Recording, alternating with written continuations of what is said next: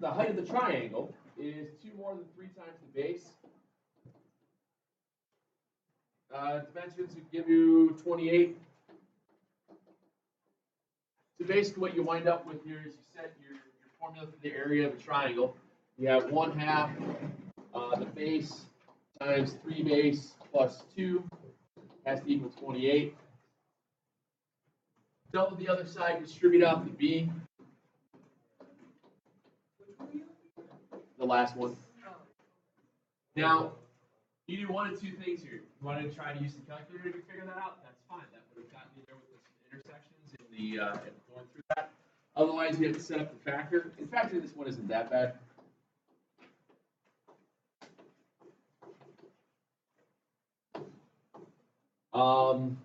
I think it was 14 and negative 12. Does that sound right for that one? If you factored it, you get negative 12 and 14.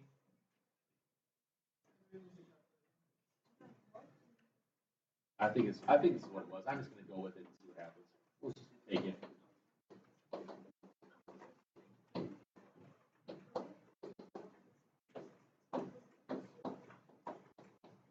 Yeah, they got the 14. That was. Yeah, that's what it was. So right away, the only term that'll give you a positive 0 is at the base minus 4. So 4 has to equal the positive value. The other one won't work. You can't have a negative.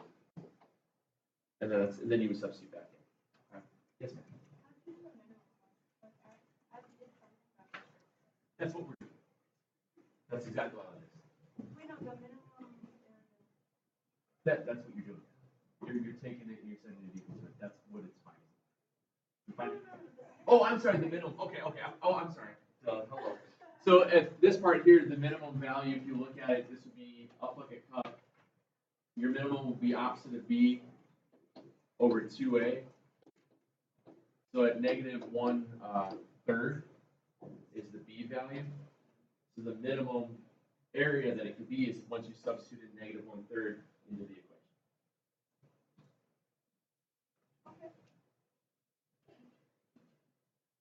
Because it's finding the area that equals the area. Does that make sense?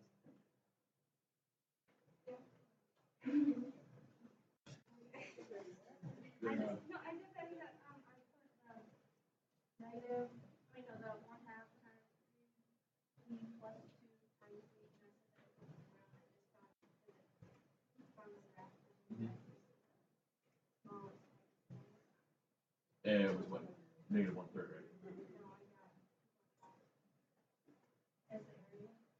Oh, when you substitute in, yeah, I think that sounds. I don't remember what the number is off the top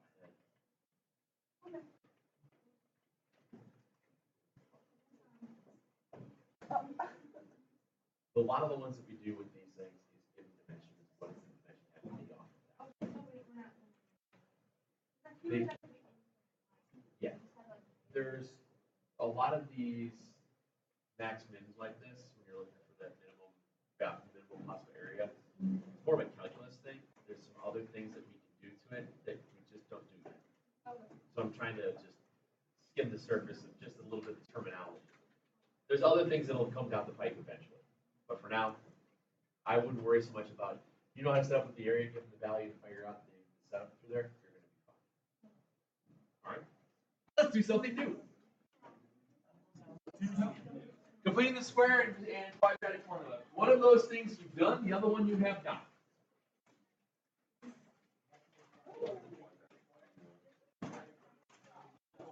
I'm going to guess the one that you guys have seen is probably like you just said, the quadratic formula. All right?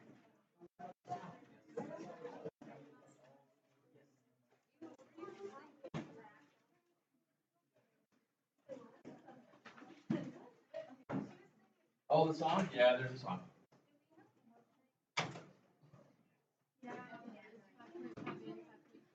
Sorry, did I say that out loud? You're right. So that was pretty good. So completing the square and solving with the quadratic formula. These are methods by which you can factor and solve for your zeros for when you can't factor. One method is super easy, and the other one takes a little bit more time. And you'll be surprised by which one is the super easy. It's the completing the square. Completing the square. When you want to complete the square, what we're trying to do here, guys, is we're trying to figure out a way to create a perfect square on one side of our equation. Because when we did this last week, when we had like jump squared, x plus 4 quantity squared equal 16, what did we do to both sides? You square rooted it, and then you did x plus 4 equals plus or minus 4. Subtract the 4, you got x equals negative 4 plus or minus 4. And that was your solutions. Obviously, we threw in some imaginary numbers. Sometimes it was a 12, you had a 2 root 3, things like that. But the idea was there's a super fast, easy way to solve an equation. Well, what's nice is that you can do that with any quadratic. And you can create basically what's called jump squared, whatever you want. It is a process. And you guys, I know, like processes. That's the right word.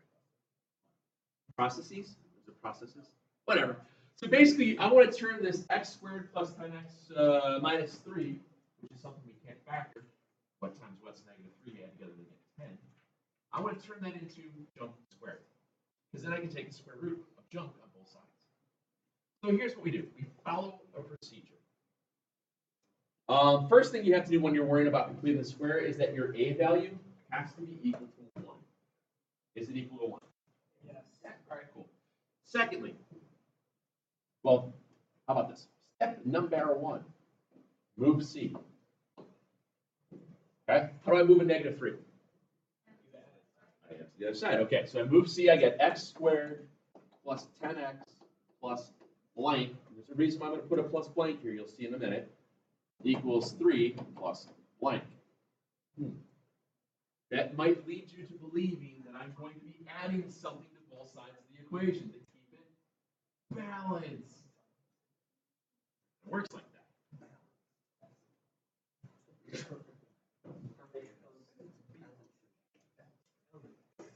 Oh boy. Second, what's half of b? And when I say b here, I want to take the sign with it. What's half of 10? Is it positive or negative? Positive. Okay?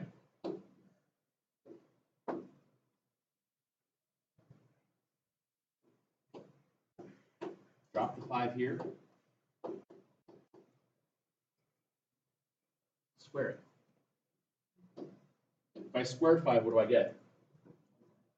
I add that to both sides. Because now if you look at it, the trinomial on the left, what times what's 25? You have to go to get 10. 5 and 5 and 5x plus 5, x plus 5. So what I'm doing is I'm creating a perfect square. Yes, sir? What x? Oh, I'm making it into the perfect square. Jump square. I'm turning it into jump square. Once you're trinomial to just jump square. So all I do is take half of b, square it, add it to both sides. Now what do you do?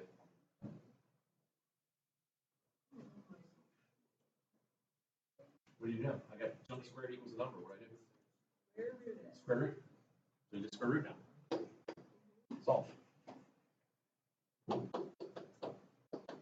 Oops, x plus 5 equals plus or minus the square root of 28. What's the square root of 28? 2 root 7. Very good. Subtract 5 and your answer is x equals negative 5 plus or minus 2 root 7. Done.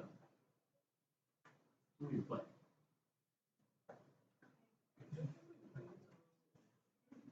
It's a process. Do the same thing each and every single time.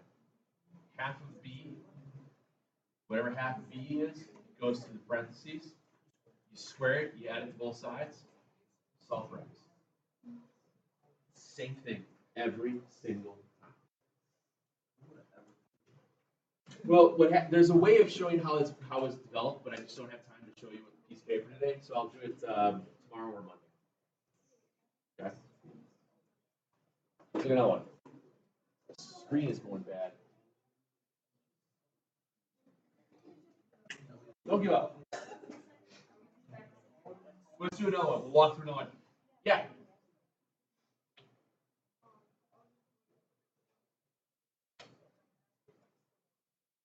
All right. So we have x squared minus 16x plus 76 is 0.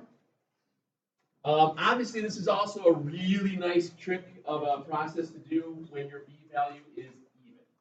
Does it matter that you can't do it if it's odd? No, you can still do it, but it's a lot easier if it's even. Is my first term, my a value 1? Yes.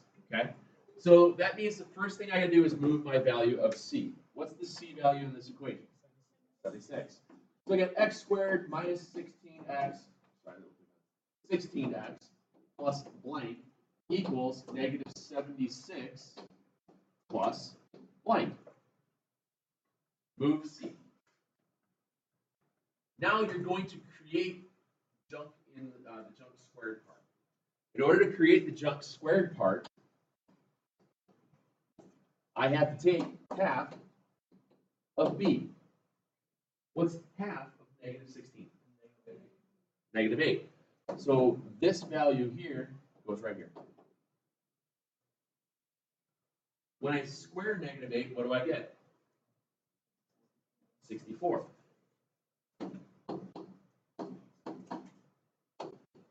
What's negative 76 plus 64? Positive or negative?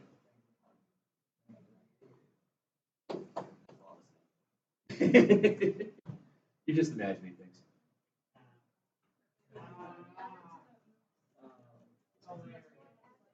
Because they have both legs and legs. It's almost as funny as Well, because it goes to it that way. What you're creating here, hey guys, what you're creating here is, if you look at just this, it's asking you what times what's positive 64, and you have to get negative 8. X minus 8, x minus 8. That's where that's coming from. All right, that's what that is. Now, how do I undo squaring? Square root it. What's the square root of negative 12?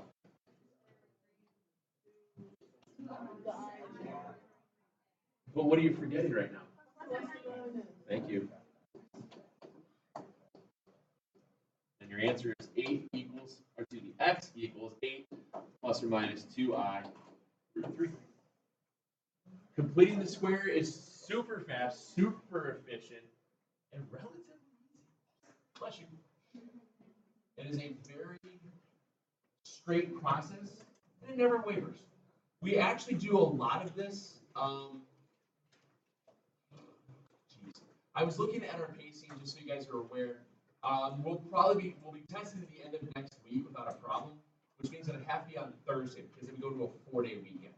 And then after we get back from that 4-day weekend, we have a Tuesday, then a Wednesday off, and then we have a Thursday, Friday. So we got to get this sucker in before all that time off. So yeah, you have next Friday off. I don't. I have to come to work, but there's that. Yeah. Because when we come back,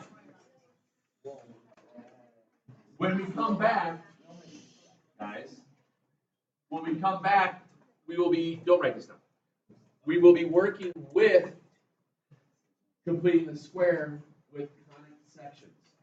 We're going to be working with ellipses, hyperbolas, other forms of parabolas, as well as circles. And this is how you utilize, this is where we will use completing the square over and over again. There's a couple little tricks and things that we'll show when we get to it, but this is why we use it. I told you about proofs, don't worry.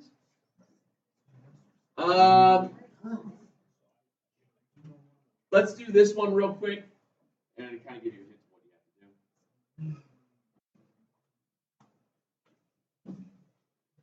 have to do. When a is not equal to 1, what do you think you got to do?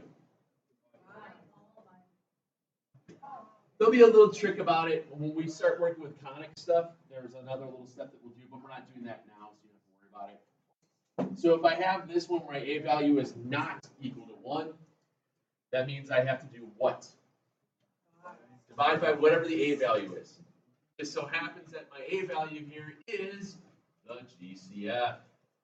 So if you take the GCF out of everything, divide everything by 3,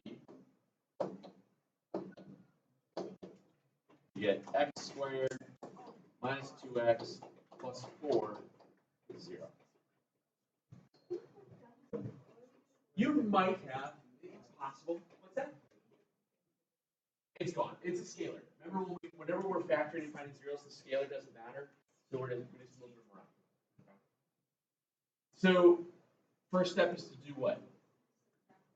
Yep, move the 4, subtract it. So we get x squared minus 2x plus blah is negative 4 plus blah. What number is going to go into your term that you have to square now? Is it 1 or negative 1? I think it is negative 1. So it's x minus 1 quantity squared. When I square negative 1, what do I get?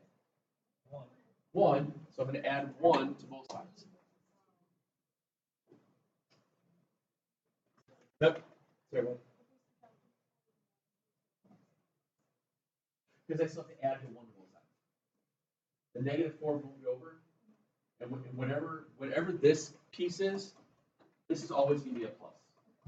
Which means this will always be a plus, because whenever I square it, it becomes positive. Okay, so it doesn't matter on that one.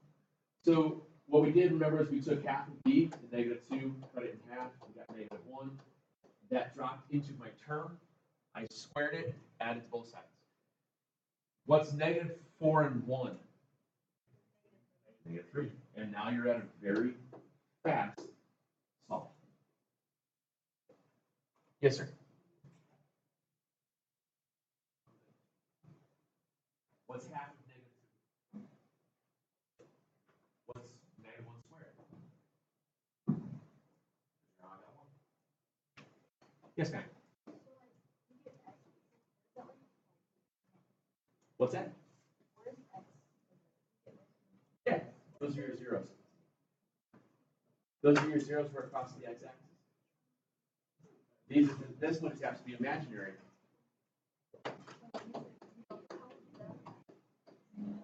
I'm doing it right now.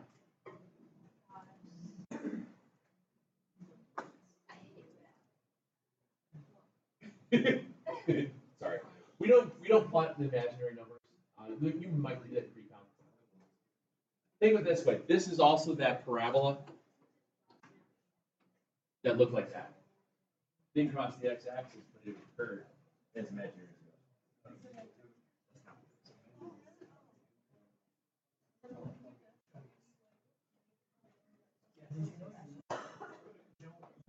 Every time. That's why this process is awesome. Okay. Which means we can now go to this quadratic formula. You guys know the song, right? Ready? Let's go. X equals negative b plus or minus square root b squared minus 4ac all over 2a. All the cool people.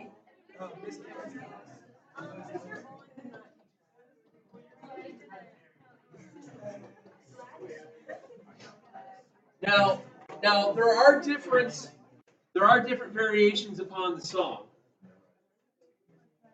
which means you get to watch. I don't know what you're talking about.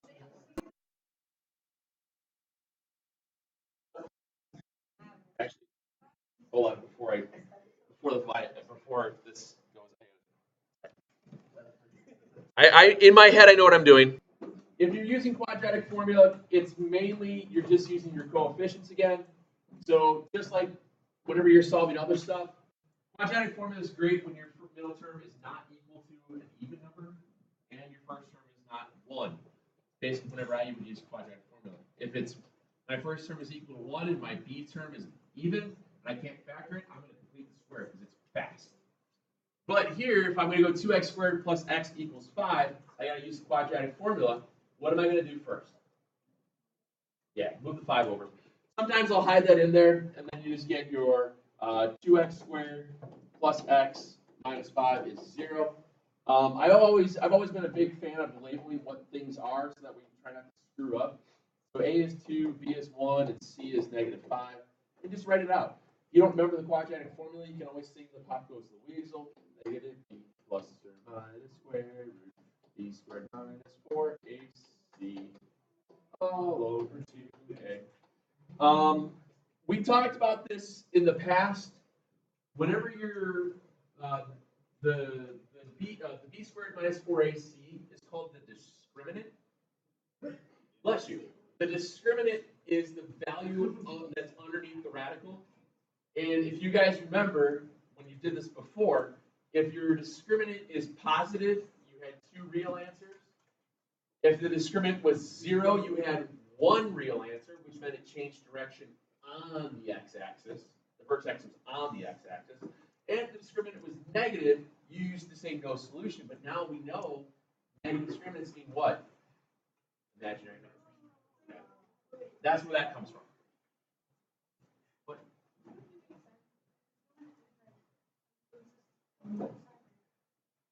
The discriminant is the stuff under the radical. So if the discriminant is positive, you have 2 real solutions. No, the discriminant is just the e squared minus 4ac. So when you're working with these problems, if they're not tough, just take care of the discriminant first. What's negative 4 times 2? What's negative 8 times negative 5? What's 40 plus 1? So you get negative 1 plus or minus the square root of 41 all over 4, and that's your answer. You're done. Okay. Sorry. Sometimes the textbook will split this into 2 fractions. It'll write it as negative 1/4 plus or minus root 41 over 4. You don't have to do that. Also, there will come a time every once in a while that you'll get a fractional one like this that you can simplify, just like we did with our I values. Remember when we rationalized I? We did that. You can kind of do the same thing here. This isn't the problem, but let's say you had x equals negative 6 plus or minus 2 root 3 all over 4. What do all those numbers have in common? The 2. So technically, you could factor out a 2 of everything, and your simplified version of this would have been negative 3 plus or minus root 3 all over 2. Does that make sense? I would want you to do that. You don't have it. Is that what you're about to ask? Yes. Anytime you can simplify like that, you have to. Okay? It's just like simplifying a radical. If you have the square root of 12, you can't leave it as the square root of 12. If you have 2/4, you don't leave it as 2/4. You write it as 1. It's the same math etiquette, if you will. Okay. Does that make sense? Again, one more time, when you're talking about that discriminant, just in case you forgot, b squared minus 4ac, it could be one of 3 things.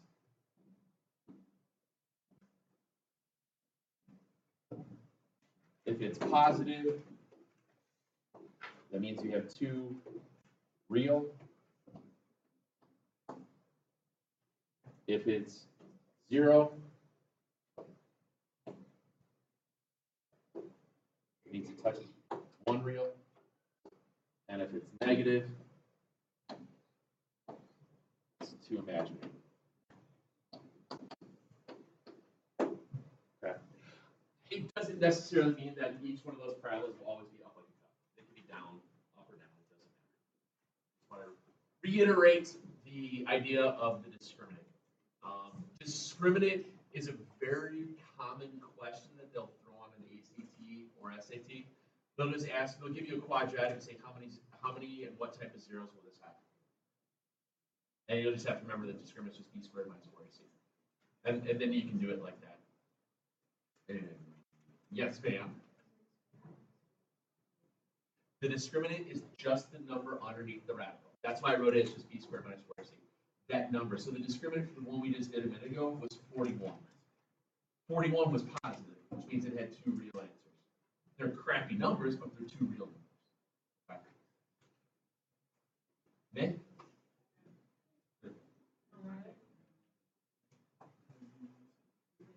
If I'm not mistaken, I also have posted on the calendar Problemos para su tarea.